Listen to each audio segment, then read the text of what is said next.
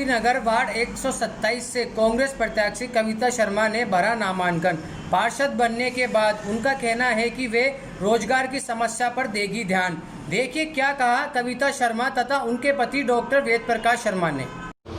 Ma'am, जो अब मैंने सुना है यहाँ पर महिलाओं के साथ छेड़छाड़ की जाती है, रात को ज़्यादा मतलब रेट होता है तो वो घर से बाहर नहीं निकल सकती। इसके लिए आप क्या करेंगी मैम? इसके लिए मुझे तो गांधी जी की एक बात याद है कि गांधी जी ने कहा था हमारा देश जब आज़ाद होगा जब महिलाएं रात को भी निडर होकर घूमेंगी। तो मुझे उनसे प्रेरणा लेकर मैं ये कार्य करूँगी कि मेरे क्षेत्र की महिलाएं निडर होकर घूमें, चाहे रात के कहीं से भी 12 बजे आ रही हैं, 1 बजे आ रही हैं, बेखौफ करें, उनको किसी परिजन को फ़ोन करने की आवश्यकता नहीं पड़े। अगर उन्हें लगता भी है तो मैं एक टोल फ्री नंबर जारी करना चाहूँगी तो वो ईज़िली फ़ोन कर सके, और सुनसान जगहों पे कैमरे लगाना चाहूँगी ताकि वो निडर होकर घूम सकें। ये मेरी है, इसको मैं आदर्श वार्ड की तरह रखूँगी, बनाना चाहती हूँ जिसमें किसी तरह की कोई समस्या नहीं हो, महिलाओं से संबंधित, रोज़गार से संबंधित, और ये जो निगम से संबंधित साफ़ सफाई की है ये तो मस्ट है ही। ठीक है, धन्यवाद। नमस्कार, मैं हूँ विष्णु, CR न्यूज़ इंडिया से। आज मैं आया वार्ड नंबर 127 अपने मालवीय नगर में, जहाँ पर अपने जो पार्षद के प्रत्याशी है कविता शर्मा जी हमारे साथ बनी हुई है। आइए करते हैं उनसे बातचीत कि वो पार्षद बनने के बाद में अपने जो वार्ड की कमियों को किस प्रकार दूर करेगी। मैडम नमस्कार। आपके यहाँ क्या प्रमुख क्या समस्या है मैम? यहाँ पे मुख्य रूप से जैसे हमने कोरोना काल में घर घर घूमे थे, देखा था, राशन वगैरह वितरित किया था। जब हमने देखा कि यहाँ पे रोज़गार की समस्या मुख्य समस्या हो गई है, क्योंकि लोगों के पहले ही बेरोज़गारी बहुत बड़ी मुख्य समस्या थी लगभग 45 वर्षों से, और अब कोरोना के काल में लोगों को दुकानों से निकाल दिया, फैक्ट्रियों से निकाल दिया, कंपनियों से निकाल दिया, तो बहुत ज़्यादा बेरोज़गारी फैल गई। मैम उनके जो रोज़गार आप किस प्रकार दिलाएंगे उन लोगों को? रोज़गार हमने अभी रोज़गार मेला लगाया था रिसेंटली, और लगभग 20-22 लोगों को लगाया भी है।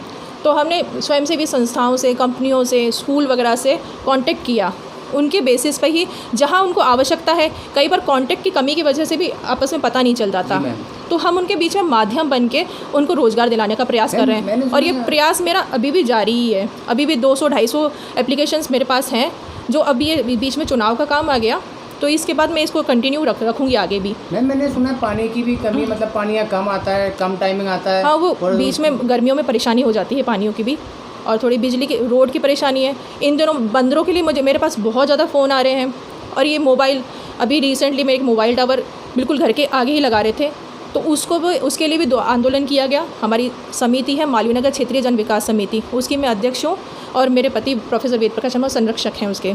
तो हम लोगों ने मिलकर वो आंदोलन किया था, और उसमें कलेक्टर के ऑर्डर दिलाए हैं कि वो अभी रुक गया। मैम भी बंदरों की जो भी ज़्यादा आपके पास परेशानी आ रही है, इसको किस प्रकार दूर करेंगे? ये निर्वाचित होने के बाद ही कर पाऊँगी। ये निगम का मुख्य रूप से काम होता है कि बंदरों के लिए एक अलग से व्यवस्था की जाए ताकि ये सघन एरिया में ना आ सकें। तो मैम पार्षद बनने के बाद में जो आप रोड को किस प्रकार दूर करेंगे, जो खड्डे हैं, जो बारिश के दिनों में खड्डे इनको, हाँ, बारिश से पहले ही इनकी रूपरेखा तैयार कर दी जाएगी, ताकि जहाँ भी खड्डे हैं या मोड़ वगैरह पे जहाँ भी चिकनाहट होती है, ज़्यादा एक्सीडेंट्स वहाँ पे होते हैं, तो उन लोगों को दुरुस्त करवाया जाएगा। तो आप अपनी ओर से अपने वार्डवासियों को क्या संदेश देना चाहती हैं? मैं ये कहना चाहूँगी कि आप अगर मुझे जिताते हैं, मैंने टिकट भी यहाँ से अपने काम को देख के ही मांगी है। मेरे पति पिछले 20 वर्ष से मालवीय नगर क्षेत्र में तन मन धन से लगे हुए हैं, लोगों की सेवा कर रहे हैं, और जो भी यहाँ पे आया है तो निराश नहीं गया है। और मेरी शादी को 13 वर्ष हो गए, मैं भी इनके साथ हर कार्य में सक्रिय रूप से सहभागी हूँ। हम दोनों एक दूसरे के पूरक हैं, हर कार्य में बराबर सहभागी रहते हैं। तो मैं ये कहना चाहूँ, और मैं सिंधी की बेटी हूँ, ब्राह्मण की बहू हूँ, तो सामाजिक रूप से तो इन दोनों के समाजों के लिए मेरा दायित्व है, और इन दोनों समाज का प्रेम भी मुझे मिल रहा है। मगर राजनीतिक रूप से मैं 36 कौम को लेके चलूँगी, हर कौम को लेके, क्योंकि राजनीतिक रूप से मैं अगर निर्वाचित होती हूँ तो सबके लिए मेरा बराबर रहेगा। तो मैं सबका विकास के नाम पे ही वोट मांग रही हूँ। पहले भी काम के नाम पे ही टिकट मांगी थी, अब भी मैं कह रही हूँ मुझे वोट दीजिए, काम के नाम पर वोट दीजिए, और मेरा ये प्रयास काम कर रही हूँ और आगे भी करूँगी। जी मैम। आइए इनके पति हमारे साथ जुड़े हुए हैं डॉक्टर वेद प्रकाश, उनसे भी करते हैं हम बातचीत। सर आपके यहाँ तो आप तो पहले से ही अपने पूर्व जो कार्यकर्ता रहे हुए हैं, कई सालों से आप कांग्रेस कमेटी से जुड़े हुए हैं। सर आपका क्या लगा है इसी, जो आपने इतने साल से यहाँ रह रहे हैं, तो आपको सबसे बड़ी जो समस्याएं हैं वो क्या, किस चीज़ की लगी है सर? देखिए, वैसे तो छोटी मोटी बहुत समस्याएं हैं वार्ड में, लेकिन हम वर्तमान परिप्रेक्ष्य की बात करें तो कोरोना के कारण सरकार ने कोरोना में बहुत मदद की। हमने राशन बांटा, लोगों की नीड को देखा, लोगों की आवश्यकताओं का देखा, लेकिन सरकार कब तक मदद करेगी? अल्टीमेटली रोज़गार चाहिए, रोज़गार से कमाकर ही तो लोग खा पाएंगे। जिन लोगों के कोरोना काल के दौरान रोज़गार छूटे हैं, उनके साथ जो स्थिति हुई वही जानते हैं। हमने इसे महसूस किया और महसूस करने के बाद में मालवीय नगर क्षेत्रीय जन विकास समिति, जिसका मैं संरक्षक हूँ, मेरी पत्नी डॉक्टर कविता शर्मा छबलानी उसकी अध्यक्ष हैं, उन्होंने ऐसा विचार बनाया कि क्यों न हम एक रोज़गार मेला लगाएं और उसके तहत हमारे वार्ड के बेरोज़गार लोगों को हम रोज़गार दें। इसके लिए हमने विभिन्न कंपनियों से, विभिन्न संस्थानों से हमने कांटेक्ट किया कि जिनको रोज़गार देने की आवश्यकता है, जिनको मैन पावर की आवश्यकता है। दूसरी तरफ हमने रोज़गार मेले की पूरी एक कार्य योजना बनाई, पंपलेट घरों में बांटे, अखबार के माध्यम से लोगों को इनवाइट किया और हमारी ही कांग्रेस सरकार के पूर्व मंत्री आदरणीय डॉक्टर जितेंद्र सिंह जी ने इस रोज़गार मेला की उनके मुख्य आतिथ्य में प्रारंभ हुआ और हमने पहले दिन एट द स्पॉट 22 लोगों को रोज़गार दिया। इसके बाद में अगले आने वाले दिनों में फिर हमने 70 लोगों को रोज़गार दिया। यानी कि हम मालवीय नगर के इस छोटे से वार्ड में पिछले 1 महीने के अंदर लगभग 100 लोगों को रोज़गार दे चुके हैं। और आज जो मेरी पत्नी है, चुनाव जो लड़ने जा रही है, उस वार्ड में हम एक ही नारा लेके जा रहे हैं कि घर घर रोज़गार, हर घर रोज़गार। और इस वार्ड को आदर्श वार्ड बनाना मेरी पत्नी का सपना है। मैं पिछले 20 वर्ष से कांग्रेस पार्टी का कार्यकर्ता हूँ, कांग्रेस पार्टी का पदाधिकारी हूँ। पिछले 20 वर्ष से मालवीय नगर क्षेत्र में ही मैं लोगों की कांग्रेस पार्टी के माध्यम से सेवा कर रहा हूँ। यहाँ के लोगों का बहुत आशीर्वाद है मुझे। मैं राजस्थान ब्राह्मण चेतना मंच का अध्यक्ष हूँ, इसलिए ब्राह्मण समाज हमारे साथ है। मेरी पत्नी डॉक्टर कविता शर्मा छबलानी सिंधी समाज के अंतर्राष्ट्रीय प्रतिष्ठित संगठन विश्व सिंधी सेवा संगम की राजस्थान प्रदेश की महिला विंग की अध्यक्ष है, इसलिए वो सिंधी समाज का एक गौरवशाली व्यक्तित्व है। सिंधी समाज से एक स्कॉलर है सिंधी समाज के। जैसे कि आप आपकी वाइफ ने बताया कि आप वो हमेशा आप एक दूसरे के सहभागी, आप एक दूसरे से जुड़े हुए हैं हर काम में, हर विकास के कार्य में।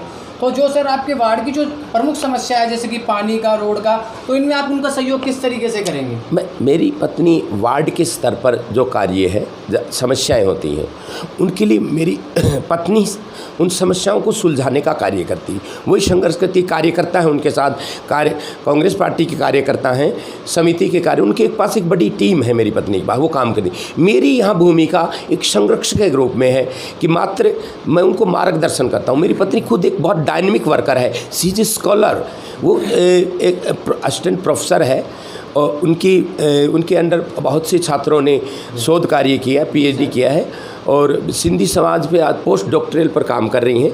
तो उनको समस्याओं के बारे में पूरा पता है, क्षेत्र की समस्याओं के बारे में। और मेरी पत्नी का सपना है कि मालवीय नगर सेक्टर 1, 2, 3 यानी जिसे हम कहें कि वार्ड 127, उसे आदर्श वार्ड बनाने का उसका सपना है। तो आदर्श वार्ड का मतलब ये है कि उसमें कोई समस्या रहे ही नहीं। जैसे यदि हम बात करते हैं तो चलते हुए लोगों का मोबाइल छीन लेते हैं। ऐसा यदि चलते हुए लोगों का मोबाइल छीन लेंगे तो फिर कहाँ क्या बच जाएगा? महिलाएं सड़क पर निकल ही नहीं सकती, थोड़ा देर हो जाए तो उनको निकल।